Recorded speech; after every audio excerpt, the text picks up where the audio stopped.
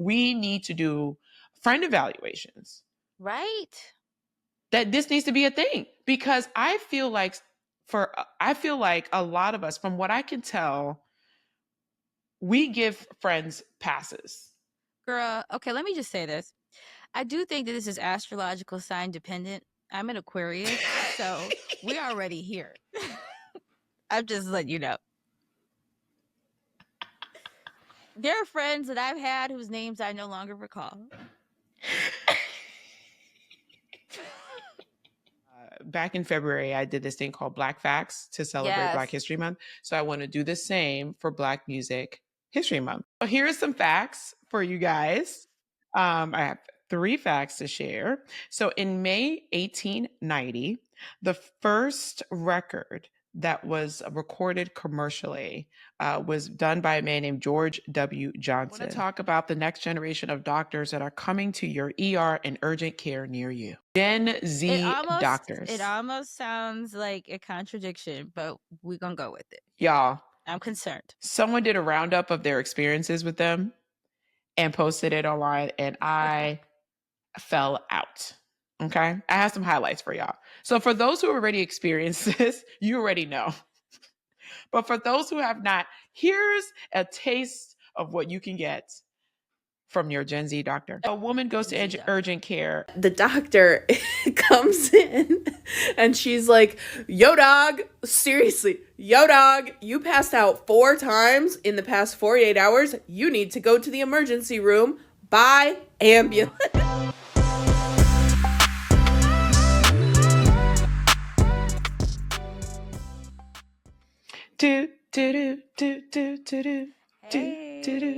Hey y'all.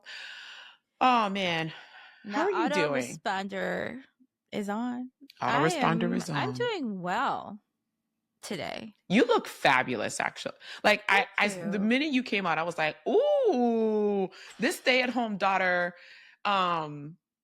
role that you're in right now is working. The yellow, you look so bright and cheery, and your teeth are still very white, and I still don't know how you get them to stay so white. Thank you. Were you the person that told me, and I've never whitened my teeth, and were you the person that said it looked like you never had a cup of coffee? Yes, that's exactly what it looks like. It looks like you never had a cup of coffee. I have no idea, but I will take that because I will take that. But like, it's ridiculous. I would do it. I would whiten teeth, by the way. That has not been on my agenda, but it's good to know. I used to drink a lot of coffee. Now I drink tea, but I am definitely a carbonated drinks person. So I'm not carbonated, a caffeinated drinks person. Caffeinated? No, it looks like your teeth is like, where? Well, coffee you look fabulous as always. Thanks. I am going to talk about some of the things that have been going on here. Please do. So I think the girlies need it. There's been a lot of stuff going on at internet this week, which I will get into. Jesus Take the Wheel / Health and Healing. Just when we're like, y'all, are y'all okay? Because some of y'all just crashing out. I mean, birthday outfits. What's going on?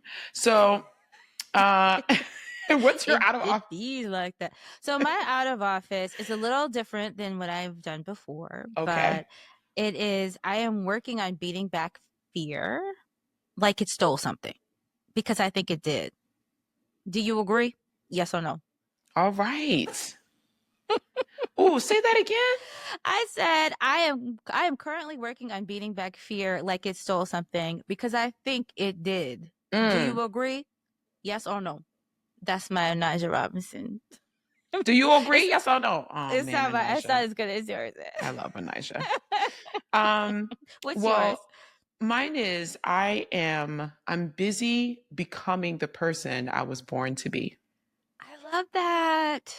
That is what this is us all about. Mm-hmm. It was very much that vibe this week. I mean, not like complete journey, but just realization that, this is the journey. This is what we're doing. Let's just like, this is what we're doing. Okay. Ride the wave. Yeah, that's very much it, right? It's just like, all right, this is what we're doing today. We might as well, because what's the alternative? Fighting it? No. Right. I don't got it. I don't got it. I don't got it. So do you know, I mean, does the person that you were always meant to be have a name? Nicole.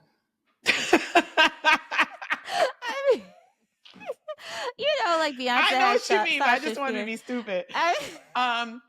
No, I don't think so. I think that's a fun exercise to have, to figure out what her name is. But I don't know.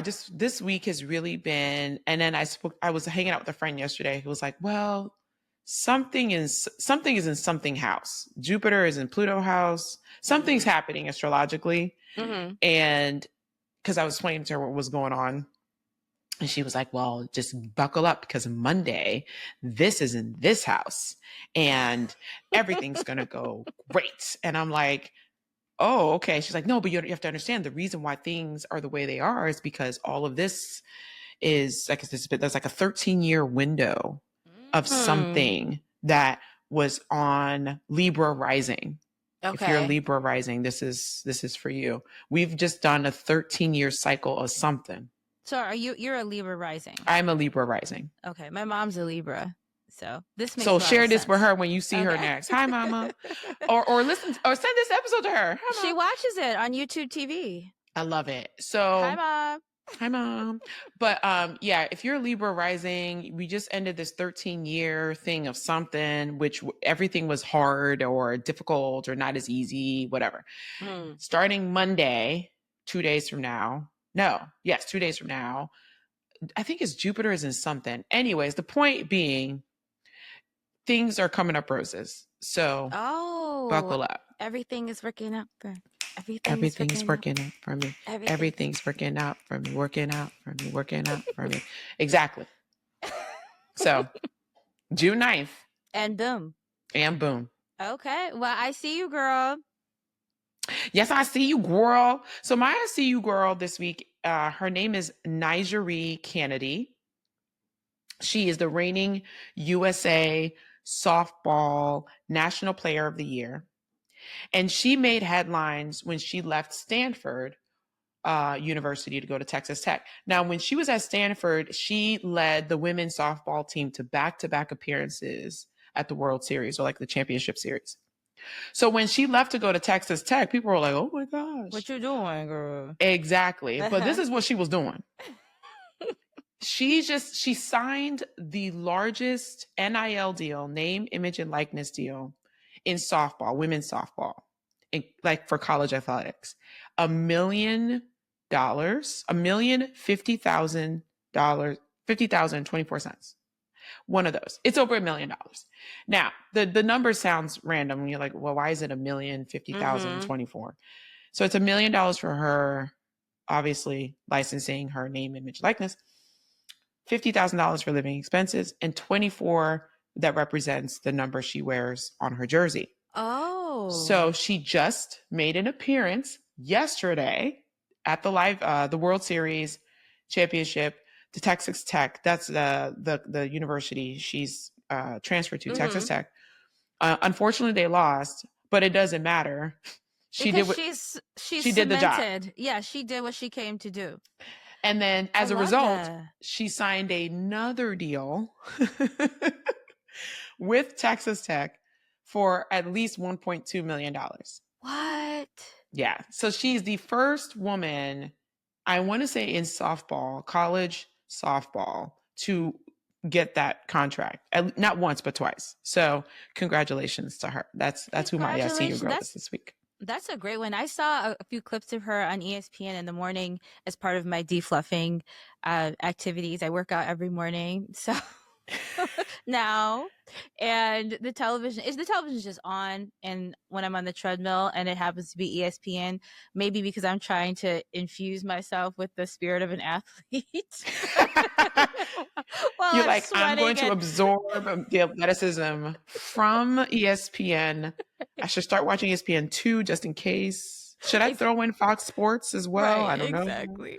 Hilarious. Well, while I'm hovering at 3 miles an hour at 3% incline, by the way, but This is baby steps, y'all. I'm just saying, but the defluffing is working. So it's consistency. I see it's it. Not, yeah, but I'm like, it's so much gentler than what I've been doing, but it's like, it's so gentle that it's hard to not do it. Cause it's like, okay, there's no excuse. Like, this is not hard. You can do 20 minutes on the treadmill at 3%, at 3 miles an hour, or 5%. Now I've gotten to 6%. Really pushing 6% I'm really incline? Girl, I'm really pushing it up the hill. And I hold on to the handles. So let's just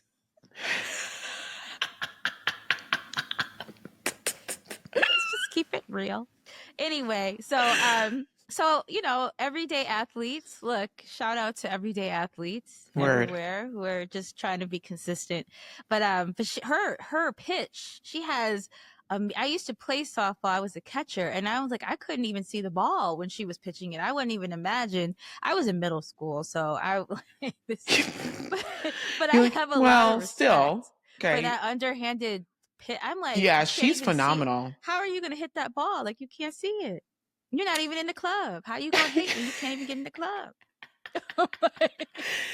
So yeah, I've never paid attention to softball, but she came across my timeline, and I was out with my friend yesterday, as I mentioned, and it was playing on one of the TVs, and I was like, oh, that's the girl I'm going to talk about tomorrow.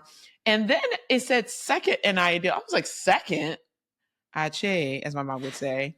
She's staying with the Texas Tech. I think the club is called, let me get this right, Matador Club. Yes, Texas Tech's Matador Club. It's just, it's great. She's killing it. Congratulations to NiJaree. Congratulations. Well, my ICU girl goes to, this is a ICU Ms. Girl. Ms. Ma'am girl, Ms. Ma'am lady. I don't even know if it can really be girl, because Patricia Sias Ellis graduated from college. She is a spry 79 years old. Oh, yes. Just graduated. This was a lifelong dream of hers. And she was like, I just got it done. And she's like, I just did it.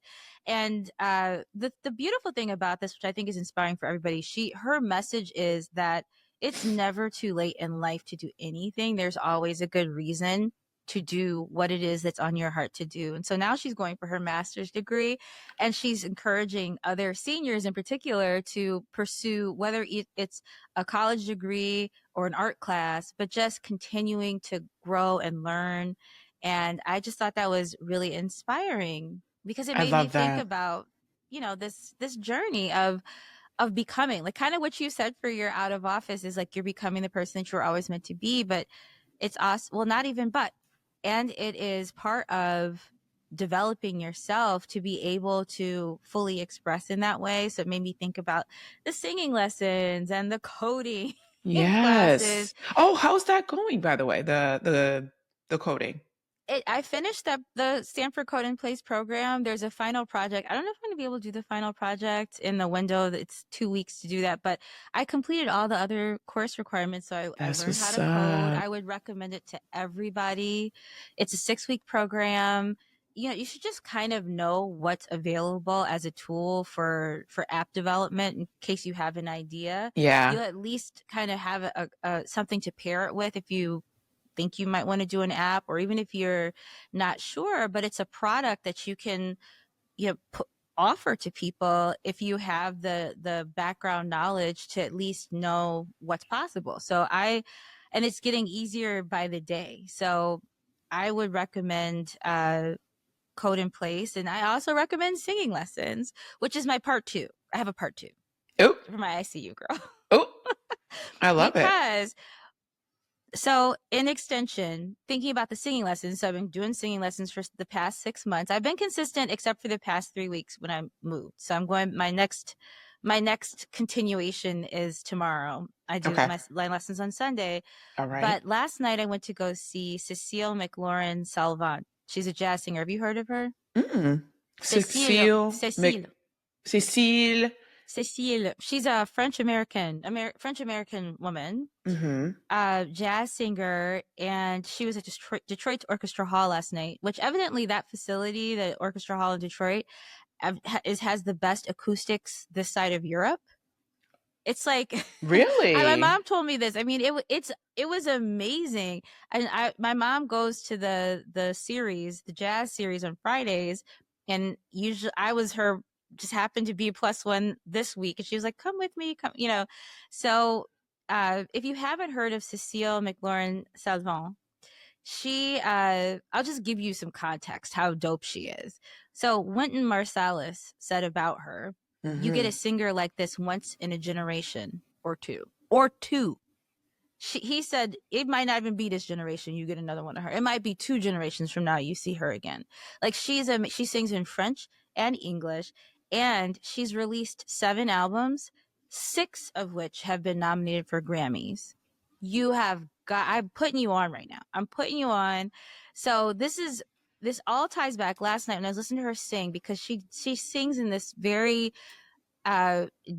interesting storytelling kind of way, like the intonation of her voice. She doesn't sing hard. She just sings beautifully. Like she does somersaults and loop-de-loops within the musical scales. Like it's just beautiful how she uses her voice for storytelling and the stories that she tells in song.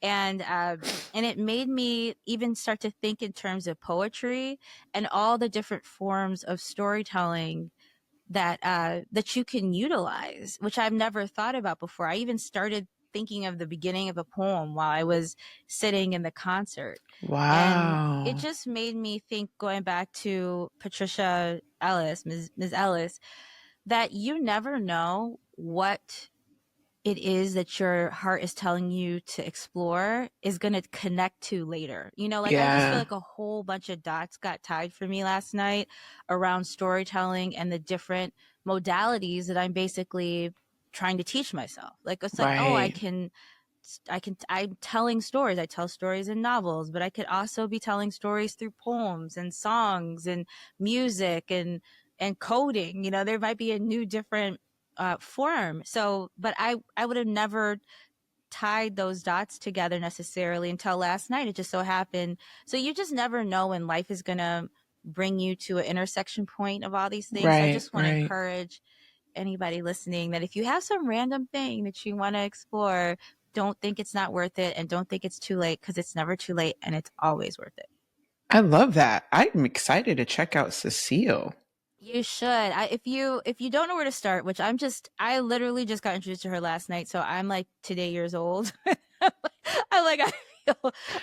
Technically you're one day, a few hours, yes, because you discovered her last night. In this life. So it's like 12 hours of life. Yes. No, but this is really exciting.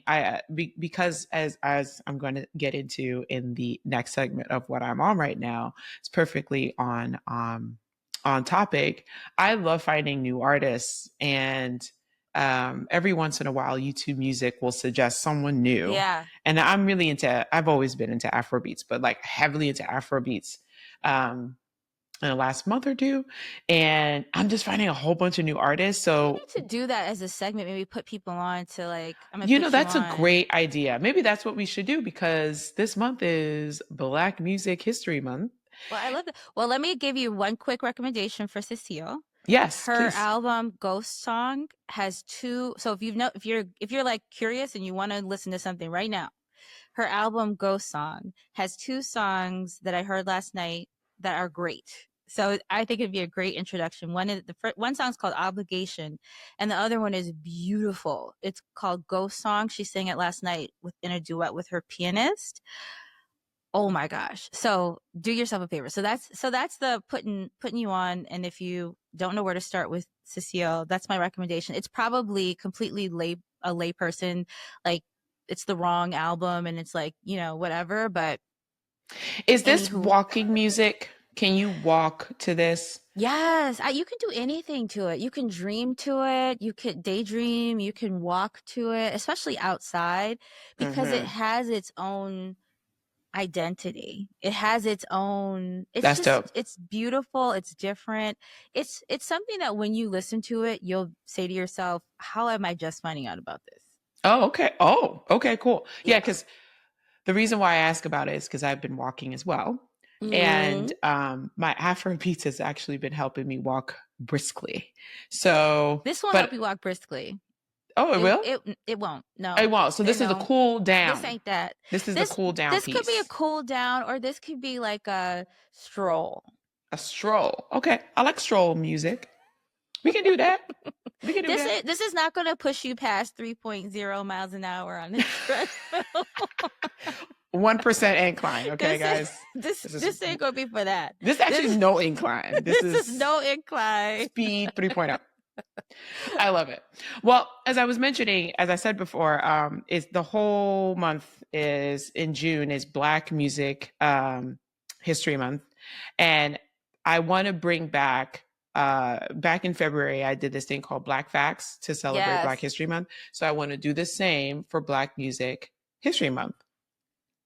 So first, I want to start off by giving you a little history about how this month came about. So while President Jimmy Carter, rest in peace, was in office, he designated June as Black Music Month in 1979. But it wasn't until 2000 when a presidential proclamation was decreed, I guess you say, or signed by President Barack Obama. And they renamed the month from Black Music Month to its current name, African American Music Appreciation Month. But we're just going to call it Black Music Month because...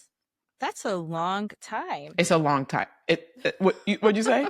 I said that's crazy that it took so long, first of all, for it to be formalized. And then second of all, for another president to pay attention to it. And then give a long ass title. Right. Because it's African American Music Appreciation, just Black Music Month. Okay? That's what we're doing. We're still going to call it that. You know what I mean? Exactly. I'm sorry, but we are. So here are some facts for you guys. I have 3 facts to share. So in May 1890, the first record that was recorded commercially was done by a man named George W. Johnson. For 5 months, he collaborated with phonograph distributors who captured his whistling on cylinders. This is May 1890. He recorded the Laughing Song, Listen to the Mockingbird, and Carving the Duck. Those are 3 songs that he recorded. That's on YouTube somewhere. Oh, it's definitely on YouTube. I got a link. Oh, see? We got you. Don't worry. We got you. Then fast forward to 1958, Tommy Edwards made history as the first Black artist to hit #1 on Billboard's Hot 100 list with It's All in the Game, selling over 3.5 million copies worldwide, and it topped the charts in the UK. And then that same year, Ella Fitzgerald was the first Black artist to win a Grammy in the first year of the Grammy Awards. And her band leader, Count Basie, also won an award that same year as well. So those are those are 3 facts for you as we kick off. Those are good facts. Right? Those are great facts. I didn't know any of this. Putting people on. We make you smarter. I mean, you put on this podcast and you just get smarter. You know what I'm saying? Automatically. Automatically. Just how you get athletic with ESPN. That's right. You get smart listening to our podcast. You make choices about the media that you consume. It is osmosis. Okay. That's how it works. We've been putting you on to stuff. We just gave people a dope jazz musician. We just got them further cultured. Right. And maybe we should start teaching everybody a second and third language. We should. We should actually Duolingo. Duolingo who? Okay. You can learn French from Jane. I can teach you Fon if you desire, which is and French. And well, my French is not as good as yours. Like you're like fluent. I can teach you Fon if you like. There we go. Okay. Boom. Oh, you know what? This is the one. Should be a new segment where we do like this is how you say such and such in this language. We should. You know what? It should be maybe something from the week that was like what? Maybe it's in Jesus. How do you say "what up, go" in French?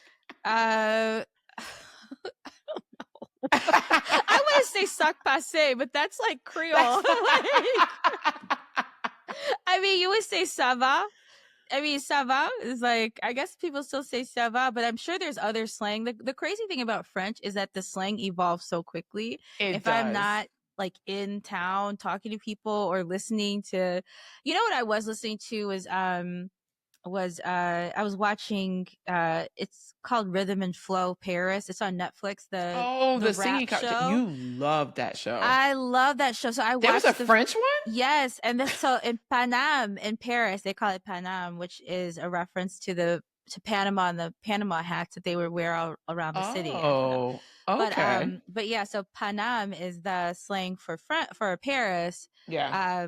But the slang, like there's so much slang in the show that I had to put the subtitles on. I was like, I don't know what's happening. I don't know. And it will humble you. It's like, I thought I was fluent, but I'm really not. I'm like BBC fluent or TFL. Not BBC television. Fluent. What does that even mean? TFL is television. So I had to go to the French version. Television France 1, TFL. Oh, TFL. Yeah, I'm like TFL fluent, but not French rap fluent. And that's a different level of fluent. It just is. Oh, man. Well, let us know if you guys agree. If you agree, then we will be happy to agree? Like... Yes or no? Yes or no? To include a segment. Because, yeah, I think it'd be kind of fun for us to like collectively learn something together. So maybe we do that. I don't know. It's an idea. I'll happily introduce French slang. I'll be learning too. I'll be like, oh, that's how you say that. I don't know. I do need to find what up though in French. I mean, what is what up though in French? Because like it's so particular. Like, what's Detroit. A version of that? I would love to know. I know. It's like that's because it's like in Detroit. What's the version of that elsewhere? Because I'm like Detroit is just so Detroit. Yes. The D. The D. So we're let's get into minding my Black business. Minding my Black business. What's your Black business? So for my Black business this week, we talked about Demetria Lucas before, and that led me to dive deeper with her regular Diddy updates.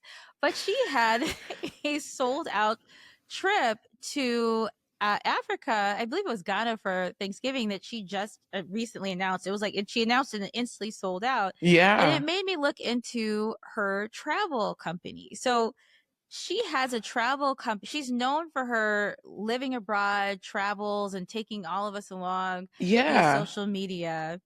But she also actually literally is now taking people along to South Africa and on trips to South Africa and to Ghana, organized trips. Wait, so she has an official company now, like that? She's been doing this for years, right? Mm-hmm. And, I've always been like, oh, that's such a smart idea. Cause she literally stays I think she spent like 6 months in Ghana. And then most recently she's just been living her best life in South Africa. So I'm glad to hear that now she has like an official company that she's doing this. So it's her CSIM World hashtag, but there's a company. So it's Caitlin. It's KLA Travel. So Caitlin and Adwa, which is, I guess, Demetria's Ghanaian name. Oh, yes. And so it's like it looks like the trip that you would always want to take. Because I want to go to see places with people who would be doing the things with that same energy that I would have. Exactly. Yep. And because we're heading into the launch of The Best Man Unfinished Business book, which takes place significantly in Africa. Because if you remember, Harper's ex-wife Robin moved to Africa. Yes. And it picks up there. And so we had to do extensive research. In fact, Malcolm went to Ghana to research the location. So are you about to announce something? Are we doing a partnership with I wish. LA Travel? Holla. You know what? That's to launch The Best Man? Holla. Girl. Oh my gosh. I wonder if we could do a trip. That would be amazing. Well, it has been heavy on my mind. I was like, I would love to go take a trip in that way. Mm-hmm. It's made me more curious about Africa generally, different countries, different cities, because one thing we know is that everything we've been told is not true. I mean, Wakanda is real. It's happening. Yes. And we're welcome there. So So she takes these groups of women. That's dope. And I saw the recap actually from someone else who we featured, Amber Guyton from Blessed Little Bungalow. So she went on the trip. Oh. And she said this is her third time going. But her first time, I guess, going on one of Demetria's trips, but this is her third time going with their group. Oh, this is fabulous. And it looked amazing. So anyway, so I just want to highlight that the fact that we have and Demetria's company is not the only one, but I just thought it was a great time to highlight the fact that we do have Black and African American women taking these journeys and then bringing other people along and coming back and forming businesses around cultural exposure, around helping us live our best lives and having the best time. Because when you go on a trip like that, you want to have the time of your life. Exactly. And for what I saw, that is what is happening. I feel like we need to do market research. We need to go and report back to you guys. I know we do. We need people to give a firsthand account of this. But I did want to highlight the business in case. But evidently it's sold out. So you just have to watch the hashtag and watch Demetria's page. Yeah. Because when these trips come up, they're just gone. People go multiple times. They, Do you know how many Thanksgiving sold out?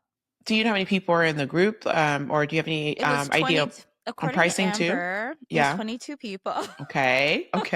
Love it. And so I did check out the website. So I guess one of the trips, but I don't think it's Demetria's trip. It's another person from their group. I think it's like $5,500 a person for the trip. That's not including airfare, right?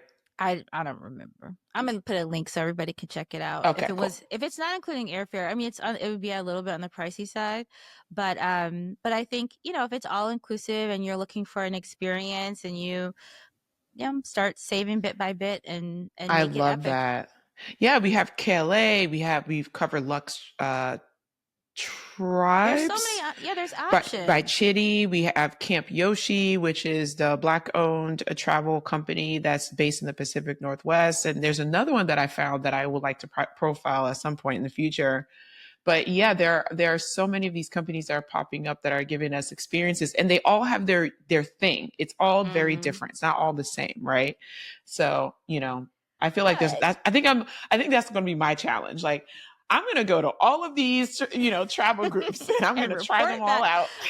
Well, we said we were going to do our experience too in Europe and do we will eventually. So that's right. So we're working on that. So I think it's just really inspiring, and I love the passport required nature of all of this. Like, let's see other places. Let's envision other worlds and lives, and be inspired to live our very, very best life. Amen.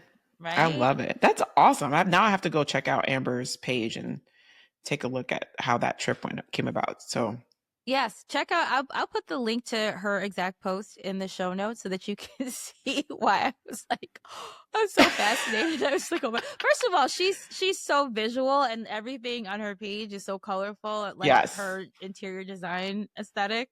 So of course the video is gonna be like that, right? It just looks. Everybody looks so happy. Like you can't stage that. Like you can't design that. That was authentic. It was like the smiles and the joy. I love that. I'm like, these look like my people. That's dope. That's awesome. Well, if you are from DC, this one's for you. Coming to a local Costco store, you can get Mambo Sauce. Mambo Sauce. Yes. Courtesy of Capital City Mambo. So growing up, I would put this sauce on everything. It is a very DMV. Okay. I put on eggs. I lived in DC for 2 years, and I never had a drop of Mambo Sauce. I would just say. I didn't. We need to rectify that. Okay. I didn't. I put it on everything. I put it on eggs. I put it on wings. I put it on my hot dog. I put it on fries. I don't even know what's in it. I just know it's delicious. It's sweet and spicy, and it's delicious. So I've heard the praises of Mambo Sauce sung from the West Coast to the East Coast. It's a big deal. This is a big deal. It's a thing. So Arsha and her late husband Charles created their version of the Mambo sauce, and they called the company Capital City Mambo Sauce back in 2011, and they have been very successful. They previously partnered with KFC, offering their sauces with their meals all over the DMV and including Atlanta. And it started out as a kitchen experiment. Because Mambo sauce is not like you can go to the store. At least when I was growing up, you couldn't just go to the store and pick it up. Like you had to go to your local, food thing at the corner. And then everyone kind of, depending on where you go, someone's version of Mambo sauce was tastier than the others, right? You had to go to the right Mambo sauce. You had to go to the right place. At least for me, I remember thinking I don't like their Mambo sauce, but I like their Mambo sauce. So I'm going to go, I like their wings though. So I'm going to get their wings and then I'm going to go get their Mambo sauce. Right. Because I don't like their Mambo sauce. So anyways, so they experimented in their kitchen and built their brand. And now it's going to be in Costco shelves. That is so exciting. There was I love this for them. Right. And there's so many vendors that I think that dream, I mean, just even as an author, seeing your book on the shelf, but being able to create something and then have it to offer and have it placed where people can actually get it. Yeah. I love that for them. And I love that for us. This is not about them. This is about another vendor that I don't want to take the shine away from them, but I wanted to talk. I have a first person experience of somebody going through that process. Yeah. And a guy at the farmer's market back in LA, he's had this tiny little stand and he was selling his chili sauces. He's from Vietnam. And he had this chili sauce. Yeah. And he had what another, anyway, for dumplings, I think. And he had this tiny little stand, and then 6 months later the stand was twice the size. Wow. And then 6 months later it was a bigger stand. And then so I would go, every week to just either get something from him. Yeah. We started talking about dreams. He's like, my dream is to be in Costco. And it's like his second or third job, and he gets off of work, he prepares all his food, and he just comes every week. And he got his branding together and all this stuff. So it's like he's set this up, and I just see the perseverance and the diligence that it takes for people to get to the shelves. It's just such a arduous process. So if you're at Costco and you see Mambo sauce, Capital City Mambo Sauce, please support. Pick up some for your neighbors and friends. Support these people, because that's just it is a grind to get on the shelves, and so I'm super happy for them. Yeah. So a little history about Mambo Sauce, it kind of popped up in DC around the 50s. And then it got even more popular in the, I want to say 70s and 80s, when Chinese and Korean, their food spots, they took it on and started, offering it as a condiment. And it's a DC staple. Like if you in DC, you know about Mambo sauce, right? You definitely know about it. You know about it. I told you I didn't have a drop of it. I don't understand how this happened. How did you not? I don't know. Because I was out. I was outside. You were outside and you didn't have a drop of Mambo sauce? I was outside. Did you have Old Bay on anything? I did. While you were there? Okay, at least you had that. Crabs, with the Maryland crabs. We cracked crabs. We did all that. Okay. But I didn't have but you know what? Maybe it's just because I'm supposed to go get it from Costco. Yes. And I'm supposed to put But it's in Costco in the DMV area, right? It's not nationwide. Well, at least we'll not be yet. In the DMV soon Please grab me some Capital City Mambo Sauce. Allegedly for maybe a book tour. Okay. Well, when you do that, after you finish talking about your book and dazzling us with the storytelling that you and Malcolm are doing, please go to Costco and pick up Capital City Mambo Sauce. Girl, let me tell you, my dad, so I had the ARC, and my dad took the ARC, and he's like, I don't have a copy of the book. I want to read the book. And I was really hesitant because the book is spicy. It has some spice. Oh, I know he's looking at you like, what the hell? oh girl, it has some spice to it, even in the beginning. So people, people have started to read the arc, and they love the book is amazing. They love the book, and it starts off with a bang. But there's some it comes in hot. Listen, I know how you be writing your scenes, girl, those kinds of scenes. I ain't write that. Oh. That's what I told my dad. I was you like, I didn't write that. I said, Malcolm wrote all of everything that had. He wrote all of those, all of that. I am still your very virginal daughter. With the halo. I didn't write that. I didn't write that. I didn't write that. But I was like, oh my gosh. What did he think? What did he say about the book? He loves it. My dad has not read a fiction book in 50 years. Like, he does not read fiction at all. And he is riveted. He keeps calling me and talking about it. And he's like, I love that. He's like, I'm on page 85. So his first time, he just got through to page 85 already.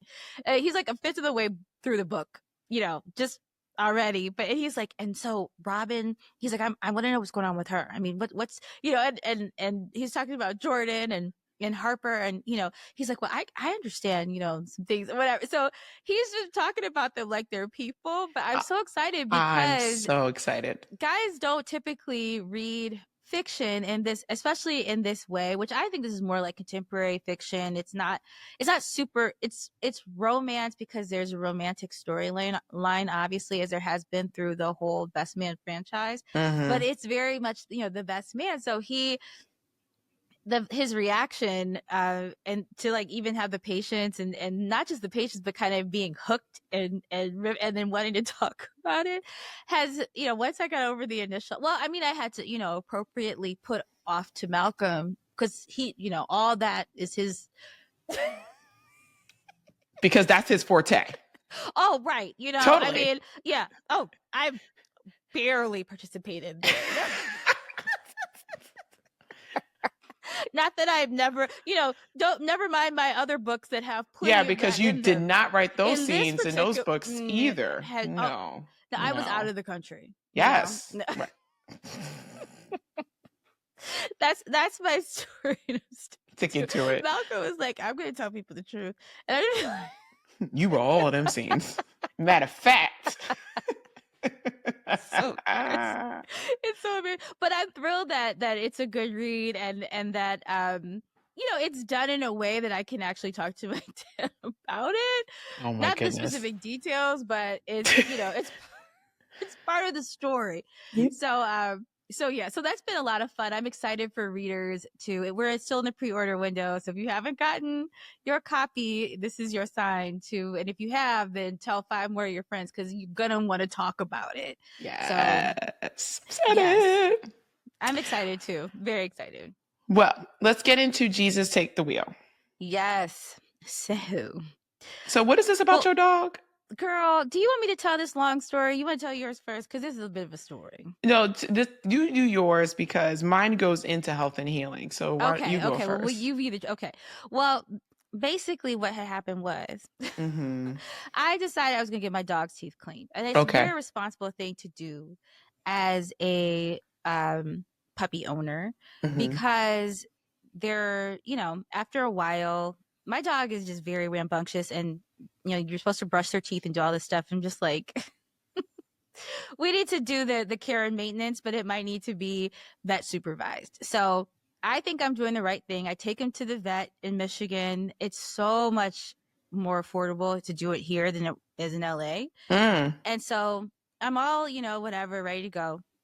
But I was apprehensive about, subjecting him to unnecessary procedures.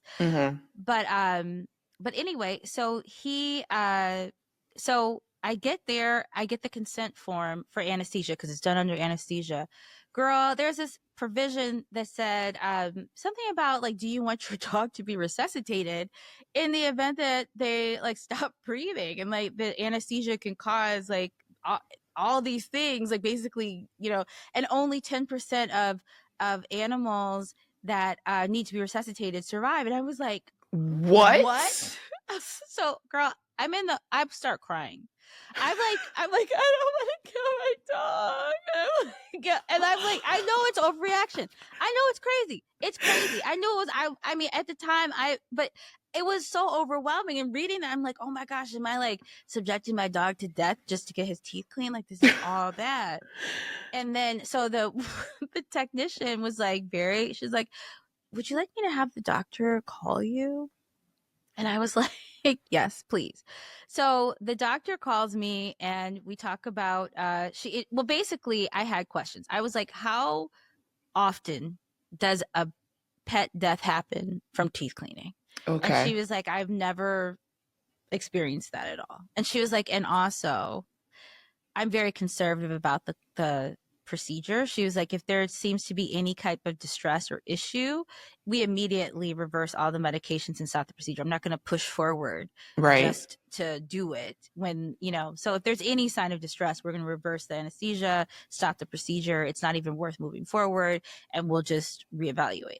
And I was like, oh, really? She's like, yeah. She's like, I'm not going to like just by any means necessary move forward. So that conversation made me realize that the fear that I was holding, while it was of something very, very big, was actually a very unlikely thing to occur. But I almost walked out of that office and didn't get my dog's teeth clean. So the fact that I had the opportunity to confront the fear with facts, and that she called me and she kind of said, like, this is legitimate concern, but the risk is actually very, very low. And so the decision to have your pet have a healthy mouth, have healthy teeth, and that will prevent infections and all kinds of things going forward, it's a better decision. I realize that's a better decision to make, given the risk, and now putting the fear back at its proportionate size. Put that where? Back there where it was supposed to be.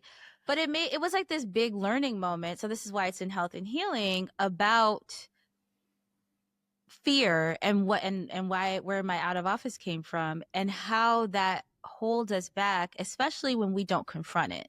When we don't sit and get more information or do a little bit of research or figure out what proportionate size our fear should be relative to the big goal that we have that the fear is keeping us from. So I just had a whole lot of insight from that, but that was a big takeaway. I'm going to do something like my little small life experiences that turn into like these big life lessons. But I was like, I realized that I'm here to basically reduce the level of fear in my life. I'm healing my adrenals. I'm lowering my fear so that I can actually hear my inside voice, my internal voice about what my goals really are. Like, what do I really want? So I can make a pure choice that's not fear informed. And this was like a small version of that. With complete overreaction on my part, I do admit, like, it was a mess. I was a hot mess. But it was this is like a small version of the larger issue, which is that I feel like fear, whether irrational or otherwise, has been clouding my decision making, and I don't feel like I've been making pure choices. And so I'm here to heal that so that I can start making pure choices from that point forward. And so this was a big lesson on that. And hopefully in sharing that, that becomes, that gives somebody a little nugget for their own healing journey. But look at that, from dog cleaning, from dog teeth cleaning to a life lesson. Straight up life lesson. Yes. No, but that's true, because I learned, I came to the same realization about like making sure that I don't make decisions out of fear, because it's right. You're right. You're absolutely right. Your mind isn't clear. You're not thinking rationally. So as much as I feel bad that you had a little crash out moment, I'm glad that there was a lesson that came out of it. It was a crash out. I'm like, if you can imagine. I can. That's why I said I'm really sorry that you had that. With a routine procedure. Let's just say they were checking in 7 dogs that day for the same thing, for routine teeth cleaning. Right. But one person one dog mom is in the room crying like, I don't want to get my dog just to get his teeth cleaned. She looked at and the worst part was like the technician looked at me like this happens all the time. Like she's just like girl, we got another one. It's like code. Wait, that code purple. Dog moms crash out like that? Code purple. She was so like I was hysterical, and her level of calm made me think that this has happened before. It made me think. I'm just saying.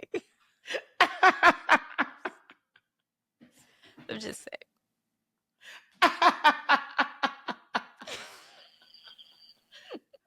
I'm sorry. I can imagine this person looking at you like, it's going to be okay. Would you like me to have the doctor call you? I can have the doctor call you. Right. With this very matter-of-fact look like, yeah, okay. Are you done? We got another one. I know. And it basically like, But code purple. The teeth are cleaned, correct? Teeth are gorgeous. There we go. He looks like he's never had a cup of coffee. Like, just like mama. Like mother, like son. Like mother, like son. Oh, man. Well, speaking of crashing out, this is the Jesus Take the Wheel. It's a hybrid Jesus Take the Wheel leading into the health and healing segment.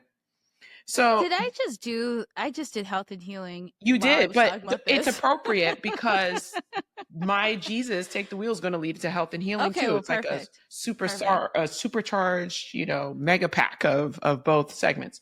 So, I'm on TikTok like usual, and a video come across my timeline, and I don't know why, but I think because a lot of people were watching it, because I'm like, I am not the audience for this, but I'm glad I watched it because the girlies are going through it this week. So the first video I saw was a girl being recorded, and she's yelling at her friend because she wore an outfit that she felt looked better than hers.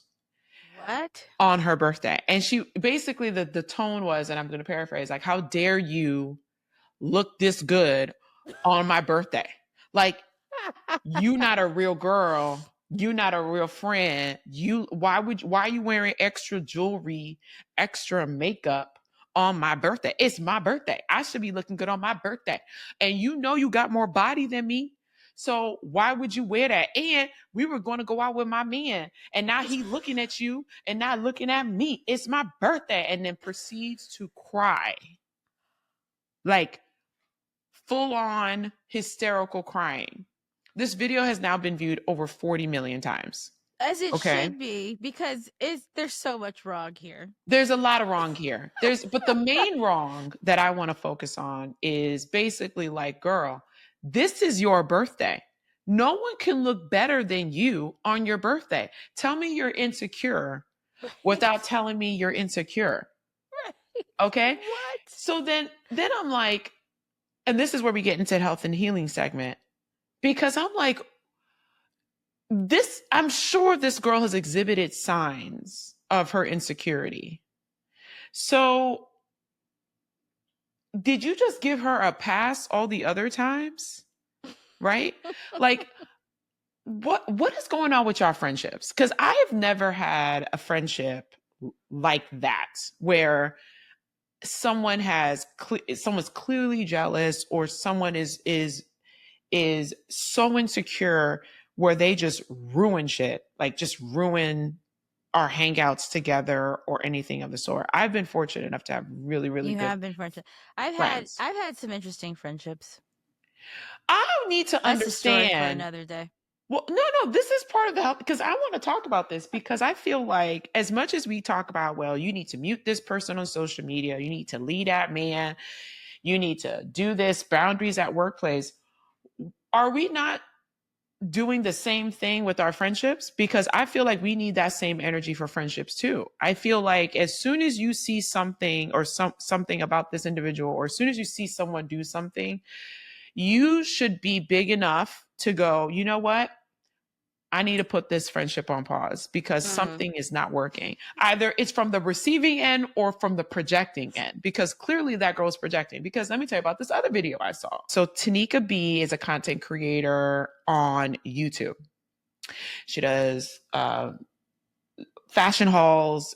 She also has this series called Closet Confessions, where she goes in and talks in her closet and she talks about things that are on her mind. And so I should do that. It's so good.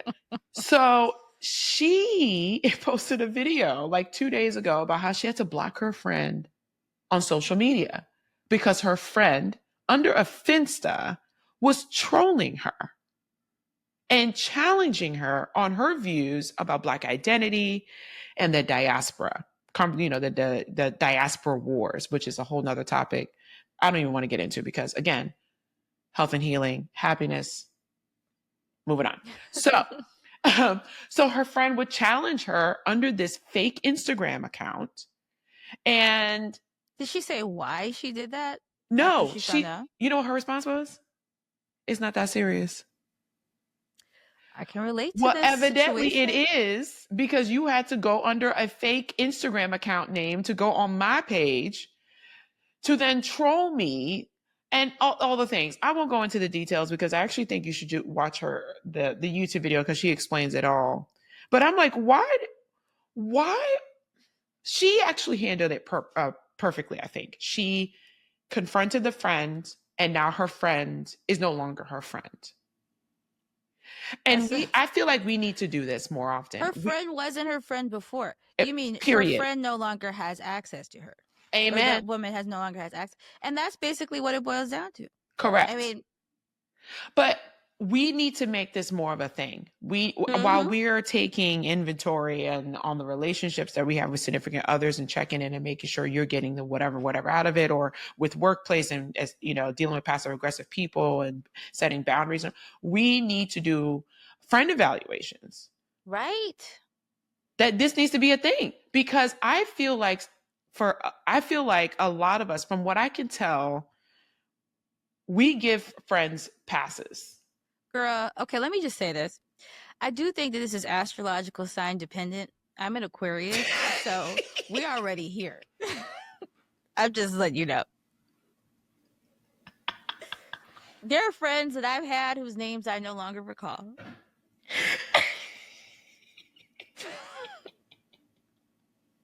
We have pictures together and I'm like, I'm sorry to that man. I have no idea who that is. But I'm an Aquarius.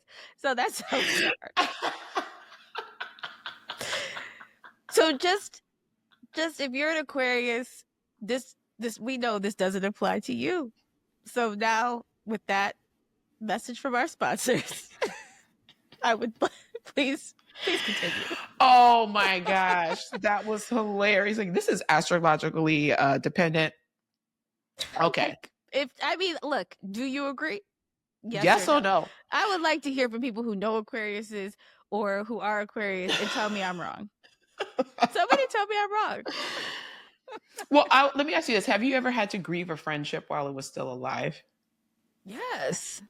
I mean, I've had to come to terms with friendships no longer serving me, or having a realization that that person did not have my best interest at heart. And I think that has been the most crushing. Those have been the most crushing realizations. And I've had several of those realizations. And I think once I have that kind of realization, I just can't go back. It's kind of like, okay, well, leave. It's really sad. It was really sad. It's sad. It is sad. But I think what's sadder is that you could have that knowing and then you still allow that person access to you. That to me is sadder. That's what I think is in the first video scenario, is that she knew and then she still gave that person access. And I don't know what that story is, and she hasn't commented on that video, but I have to believe that behavior of her friend is not the first time she's seen it, because she recorded it and then put it on social, which in itself was also a thing where I was like, why would you do? But again, it's whatever.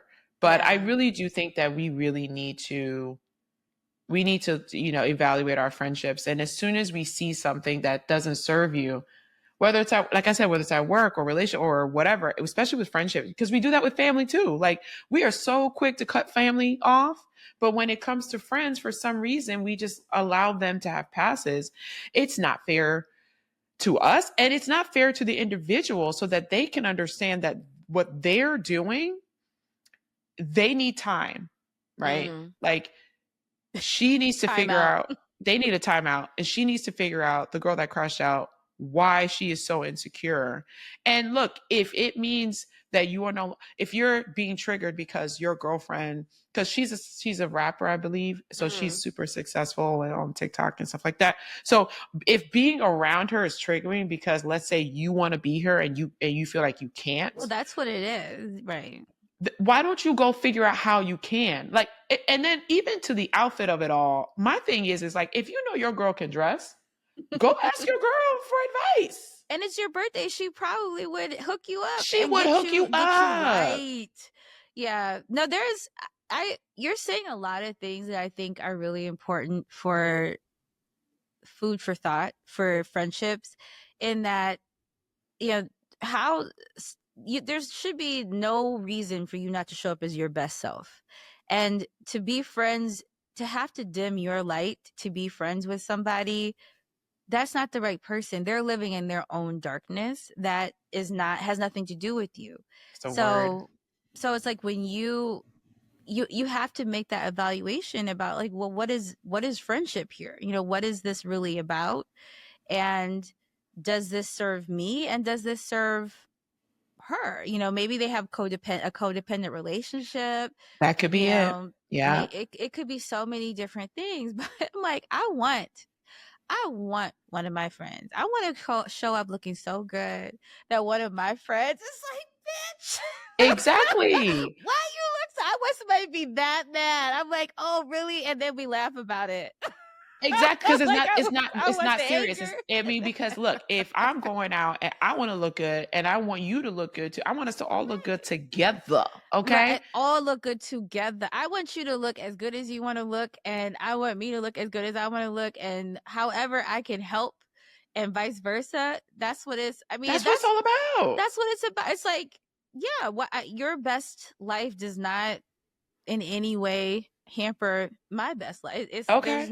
It's not. There is nothing you can do to outshine me because I'm me. Like, because I'm main character, you're main character. Boom. We're all main characters. And I want you to be as main character as you can possibly be. Yeah. Okay. I'm like, it's fun for me to watch. That's a celebration in and of itself. So I agree with you. And there's levels of main characters, right? Mm-hmm. So you can be Daniel Day-Lewis main character. You can be Kevin Hart main character. You can be Madonna main character. You can be Kerry Washington main character. Whatever you want. Just be main character. Just bring that energy. So my heart goes out to the girl because it's very clear she is very insecure about herself, and that's why she crashed out like that. And I'm so sad that her birthday was quote unquote ruined because her friend has more body than her and was wearing extra makeup and extra jewelry, enough for her man to notice. Like, that's just like, girl, I'm praying for her. This is what's great about being a writer, because I love hearing stories like this, and it makes me think about both real world experiences and also character development and characters. I don't even know if I would write that character, because I'm like, none of my main characters would be friends with that person. Okay. I'm like, she wouldn't fit in with Tabby and Layla and Alexis. No. I'm like, she wouldn't be cool with Ramona and Latrice. Nope. Like, these are not. So I'm like, but it's still interesting for me to think about as a writer, although as a person living in the world, I have definitely, but like I said, I'm an Aquarius, so we figured this out. I'm like, this is for everybody but the Aquarius. Oh my gosh. Anywho, so let's move on.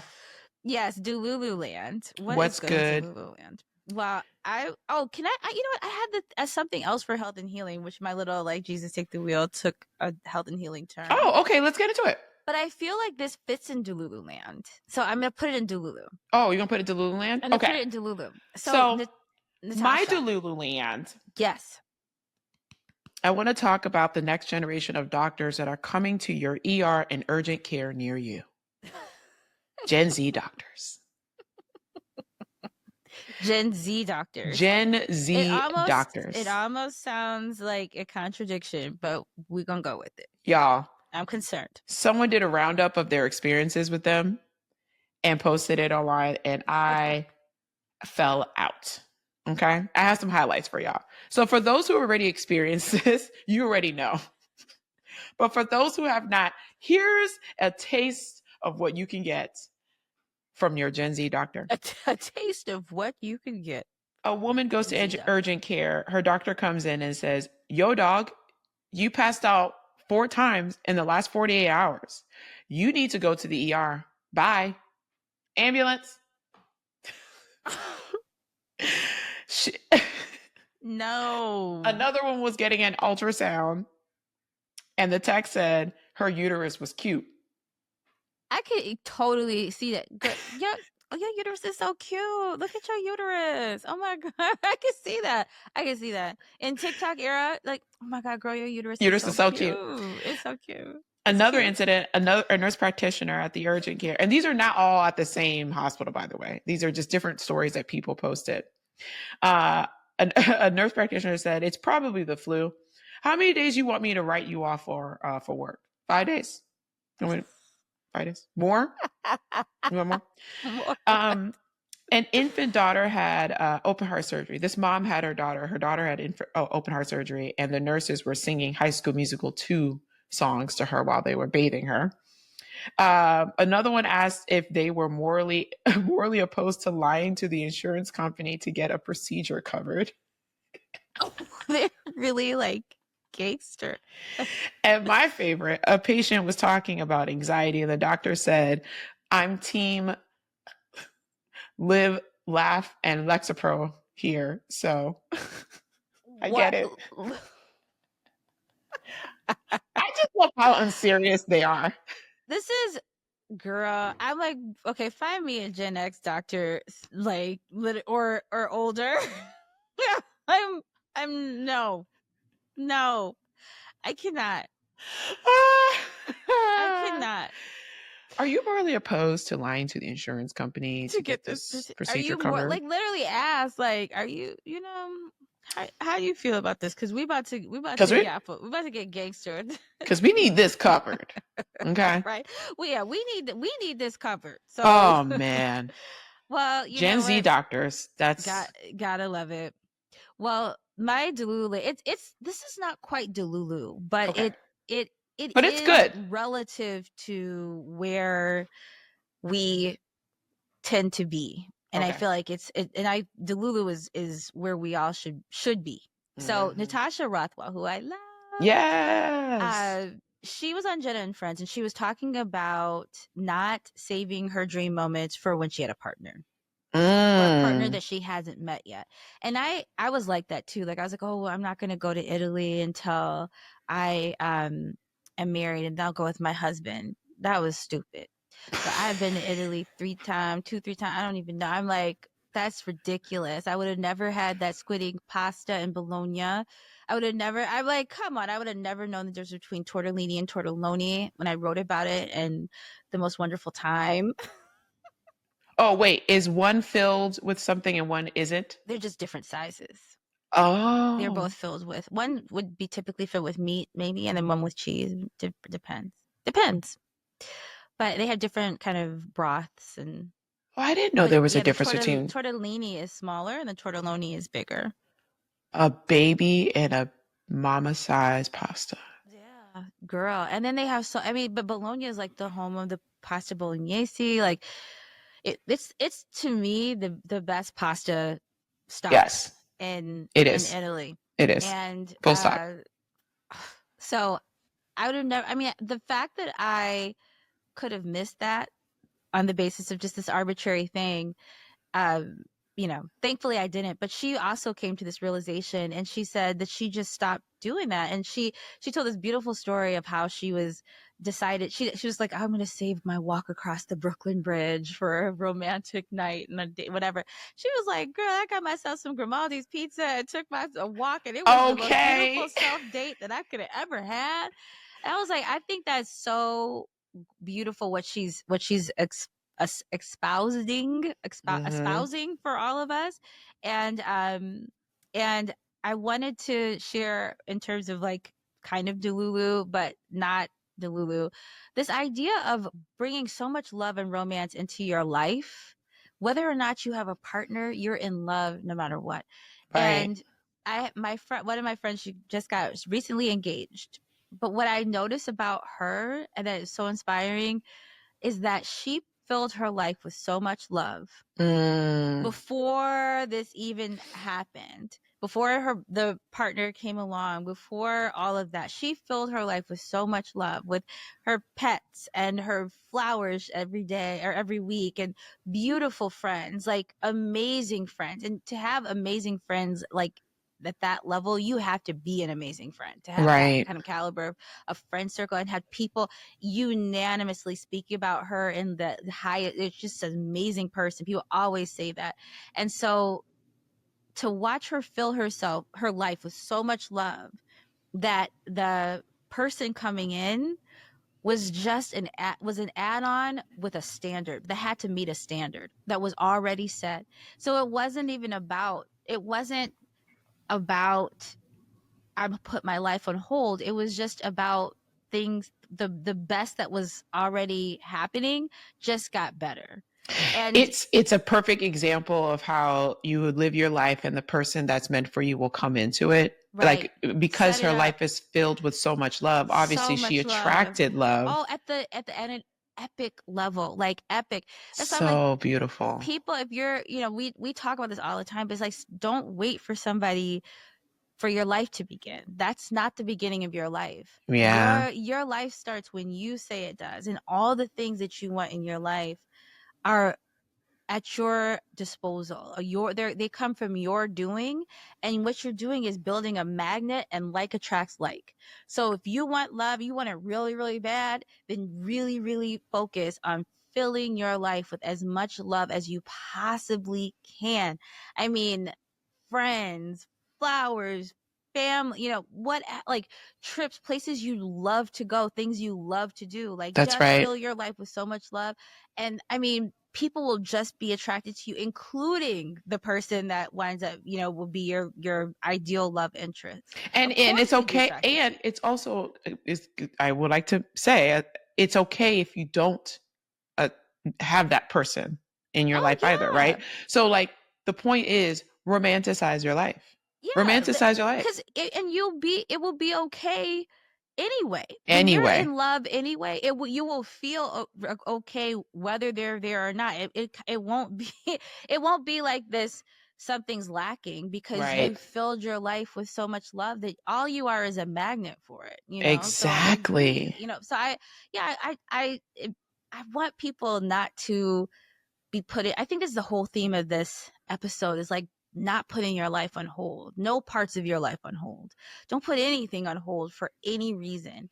And if you that has nothing to do with the separating yourself from friends that don't serve you. That's a whole nother topic. Right. But in terms of not putting your life on hold, and putting yourself into the life of your dreams, you're putting yourself into the life of your dreams. So I love that.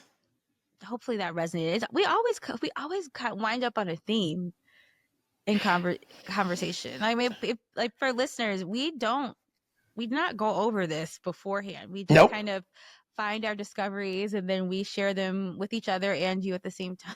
So you're really participating in our conversation in real time. And it's like, strangely, there's always a theme. I feel like it's always been that way. Yes, because we're no always longer matching in outfits, but we're still on theme. We're synced up. We're synced up. Well, guys, we're at the end of the episode. Let's get into our final word. I do not have one, but Jayne, I know you got a supersized one. I have a supersized final word. I got you. I got you, girl. Thank you. Okay. So my final word for this episode is, who are you without the fear? It's a question I've been asking myself. It's something I've been exploring, and I've been doing my best to get rid of the fear to find out the answer. But who are you without the fear? And what decisions would you make? What wants would you pursue? And how can you confront the fear that's holding you back to just release its grip just a little, even just a little? Is it by getting more information, by asking questions? Can you do that? And then who do you become? What newness is available to you, and isn't that worth it? Love it. It's our final word. That's wow. You be writing. Girl, I think I should become a writer.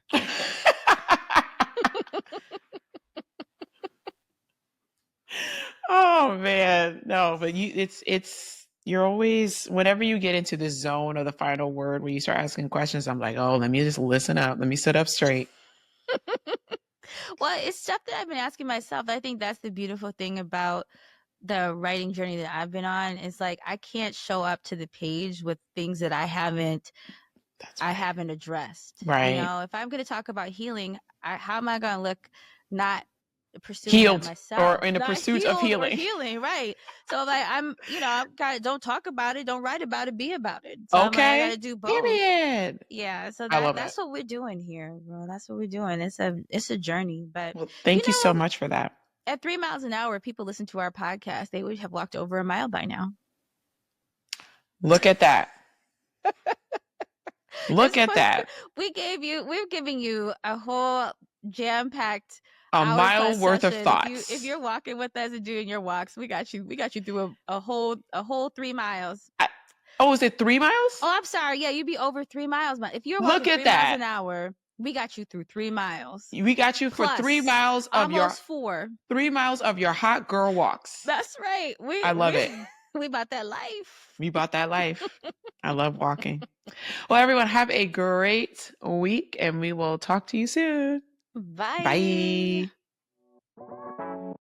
Bye.